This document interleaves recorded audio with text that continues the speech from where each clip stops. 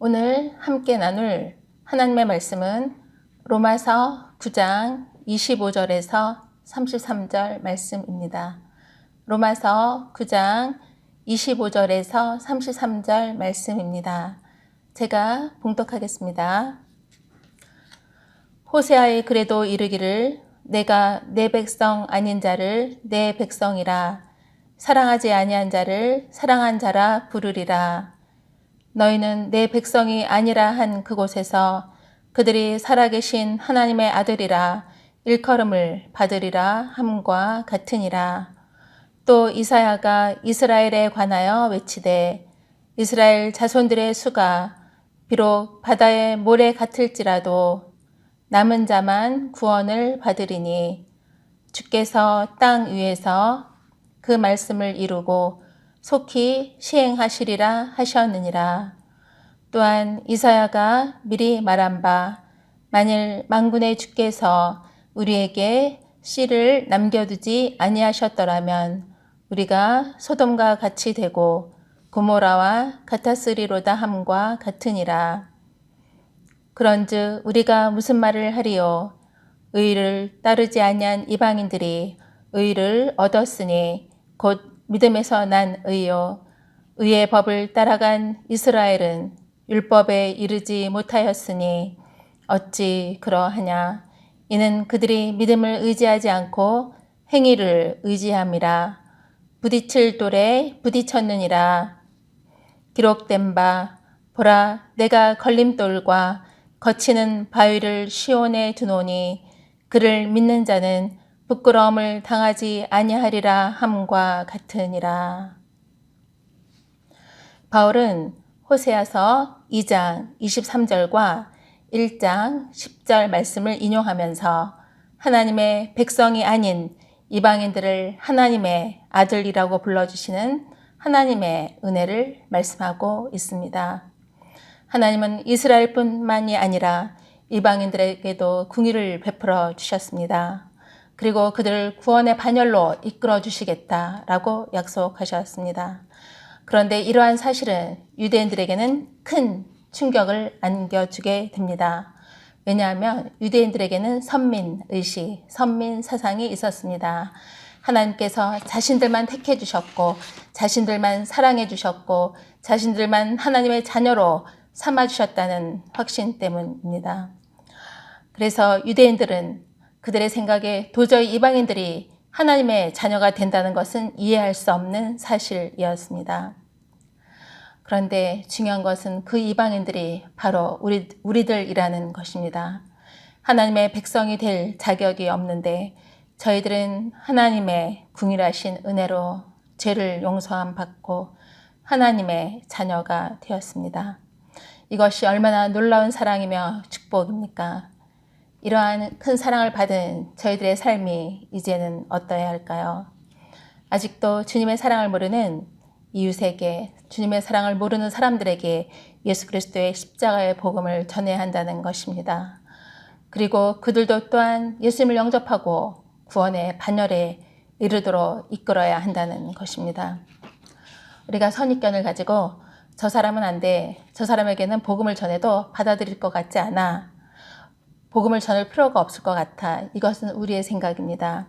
그 사람이 구원을 받게 되든 구원을 받지 못하게 되든 그것은 바로 우리의 영역이 아니라 하나님의 영역이라는 것입니다.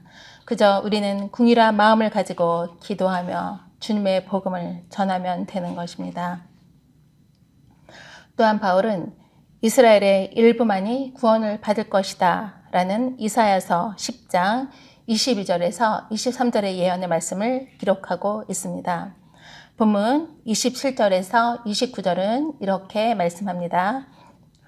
또 이사야가 이스라엘에 관하여 외치되 이스라엘 자손들의 수가 비록 바다의 모래 같을지라도 남은 자만 구원을 받으리니 주께서 땅 위에서 그 말씀을 이루고 속히 시행하시리라 하셨느니라. 또한 이사야가 미리 말한 바 만일 만군의 주께서 우리에게 씨를 남겨두지 아니하셨더라면 우리가 소돔과 같이 되고 고모라와 같았으리로다 함과 같으니라. 아멘.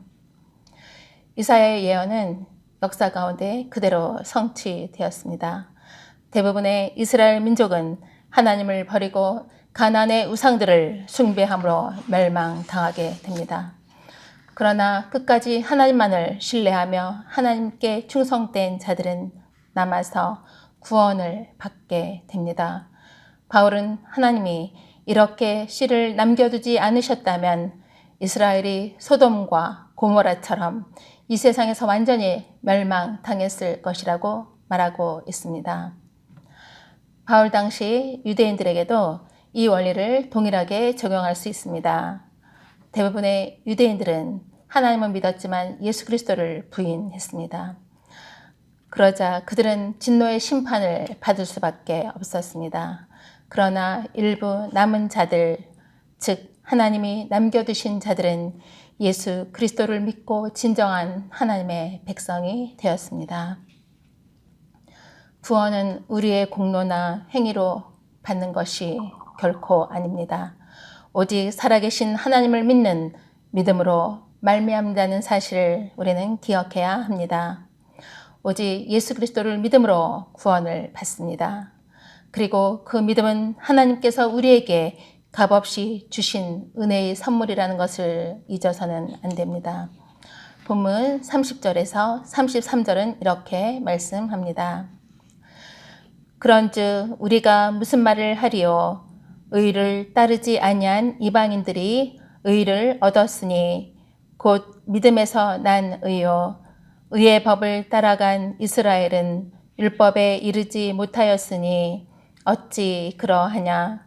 이는 그들이 믿음을 의지하지 않고 행위를 의지함이라. 부딪힐 돌에 부딪혔느니라. 기록된 바 보라 내가 걸림돌과 거치는 바위를 시온에 두노니 그를 믿는 자는 부끄러움을 당하지 아니하리라 함과 같으니라. 아멘. 이방인들에게는 율법이 없었기 때문에 그들은 율법을 지키려는 노력을 하지 않았습니다.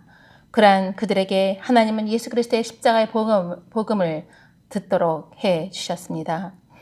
그리고 그 은혜를 깨닫는 축복을 주셨습니다. 그리하여 그들은 예수님을 영접하고 또한 하나님의 자녀가 되는 권세를 받게 됩니다. 예수 그리스도께서 우리에게 베풀어 주신 십자가의 은혜를 겸손히 받아들이게 된 것을 감사하고 또한 그분만을 신뢰하는 것이 바로 믿음입니다. 우리를 위해 구원의 능력인 예수 그리스도의 십자가의 은혜를 주신 주님만을 전적으로 신뢰하겠다는 것이 바로 믿음입니다. 대다수 유대인들에게는 십자가가 걸림돌이 되었지만 이방인들에게는 구원을 얻게 하는 지혜가 되었습니다. 십자가의 도가 멸망하는 자들에게는 미련한 것이지만 구원을 받는 우리에게는 하나님의 능력입니다. 우리들에게는 두 가지 길이 있습니다. 바로 율법의 길과 믿음의 길입니다. 하나님은 모든 사람이 율법의 길이 아니라 오직 믿음의 길을 선택하길 원하십니다. 왜냐하면 구원을 율법을 행함으로 받는 것이 아니라 바로 하나님을 예수 그리스도를 믿음으로 말미암아 구원받기 때문입니다. 하나님은 지금도 여전히 오래 참으시고 인내하심으로 모든 사람에게 구원의 길을 열어놓으셨습니다.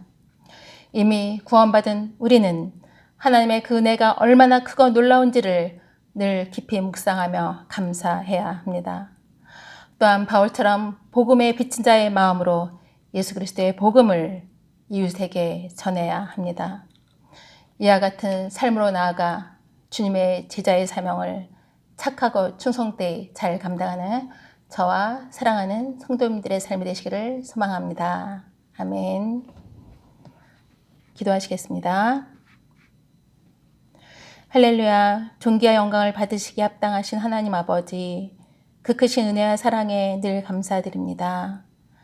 허물과 죄로 인하여 죽을 수밖에 없는 저희들의 죄를 용서해 주시고 구원해 주셔서 하나님의 자녀 삼아 주시니 감사합니다.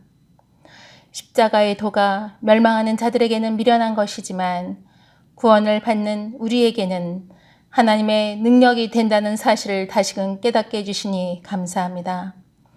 예수 그리스도의 십자가의 능력으로 구원의 은혜를 받은 저희들의 삶이 이제는 하나님의 영광을 드러내는 빛과 소금이 되게 하여 주시옵소서. 복음의 빚진 자의 마음으로 예수 그리스도의 복음을 만민에게 전하는 주님의 제자의 사명을 잘 감당하도록 인도하여 주시옵소서. 예수님의 이름으로 감사하며 기도드렸습니다. 아멘.